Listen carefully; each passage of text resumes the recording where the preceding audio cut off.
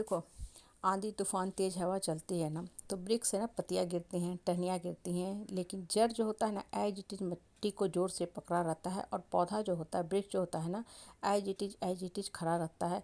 और फिर से उसमें नए नए टहनियाँ निकलते हैं, नए नए पत्ते निकलते हैं, फूल निकलते हैं, और वृक्ष जो होता है फिर से ग्रो करने लगता है। लेकिन वृक्ष की जो जड़ें होती है ना, जितना जोर से मिट्टी को पकड़े रहती है ना, वो वृक्ष जो होता है उतना ही स्थिर रहता है, मजबूत रहता है। देखो, अगर गौर करो ना, तो ये जो छोटी सी बात है हमें जीवन की कितनी बड़ी शिक्षा देता है। आप और हम जो है धरती पे आए हैं, हमें जीवन में दुख दर्द कष्ट कलेश संताप मिलता है। बहुत बार होता है कि हम परेशान होने लगते हैं कि दुख जो है ख़त्म ही नहीं हो रहा है, ख़त्म ही नहीं हो रहा है, कितना हम पेशेंस रखें, कितना भगवान हम हमारी तुम परीक्षा लोगे। ऐसे समय होता क्या है कि आपका धीरज भी जवाब देने लगता है, जो बड़ा ही स्वाभाविक चीज़ है। लेकिन देखो, जब आपका मन और आत्मा स्थिर रहेगा ना, जब आत्मा मजबूत रहेगा ना, बिल्कुल वृक्ष की जड़ की तरह, तो कितनी भी परिस्थिति आएगी, परेशानी आएगी, आपका धीरज जवाब देने लगता है। आप हिल जाते हो, परेशान होने लगते हो, अपने भाग्य को कोसने लगते हो, कर्म को कोसने लगते हो, जीवन ही आपको बोझ लगने लगता है।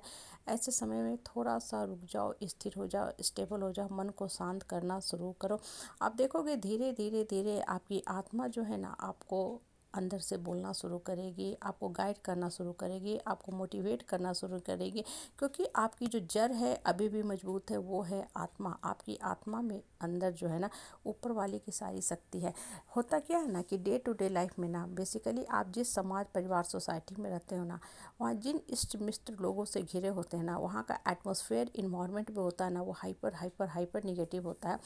और वो लोग जो होते हैं ना, जीवन का ऐसा निगेटिव व्याख्यान करते हैं कि आपको वास्तव में लगने लगता है कि लाइफ ही मीनिंगलेस है, जीवन ही मीनिंगलेस है, हम तो जीवन में धरती पे बोझ ही हम तो कुछ कर ही नहीं सकते हैं।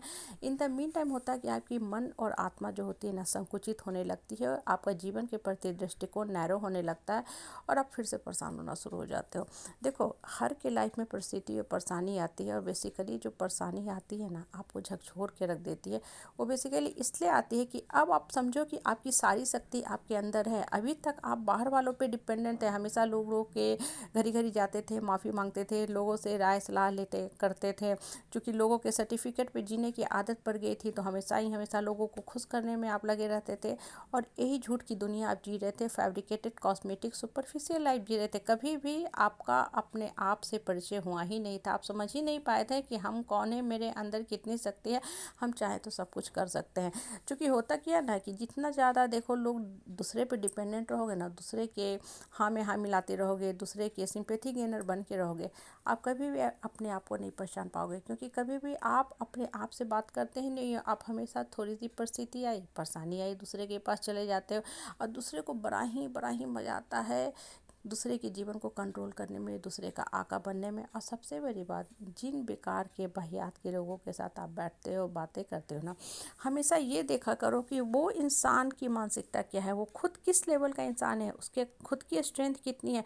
जिस इंसान का अपना लेवल कुछ नहीं है, मानसिकता कुछ नहीं है, वो दूसरे को शिक्षा भी देगा तो किस लेवल का शिक्षा देगा।